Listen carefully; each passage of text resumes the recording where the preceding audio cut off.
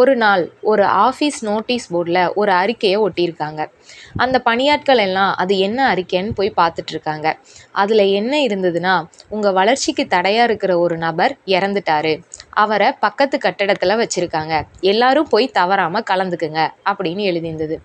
அந்த பணியாட்கள் எல்லாம் நம்ம வளர்ச்சிக்கு தடையாக இருந்தது யாராக இருக்கும் அப்படின்னு நினச்சிட்டே அந்த கட்டடத்தை நோக்கி நடந்து போகிறாங்க.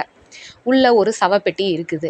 அப்பாடா, நம்மளுக்கு வளர்ச்சிக்கு தடையா இருந்த நபர் இறந்துட்டாருப்பா அப்படின்னு சவப்பெட்டியை நோக்கி எல்லாரும் முன்னேறி போறாங்க. சவப்பெட்டியை எட்டி பார்த்த எல்லாருக்கும் தூக்கி வாரி போட்டுருச்சு. ஏன்னா சவப்பெட்டிக்குள்ள முகம் பார்க்குற கண்ணாடி மட்டும்தான் இருந்தது. அதை பார்த்த எல்லாருக்கும் அவங்களோட முகம்தான் தெரிஞ்சது. அந்த கண்ணாடிக்கு பக்கத்துல ஒரு வாசகம் எழுதியிருந்தது.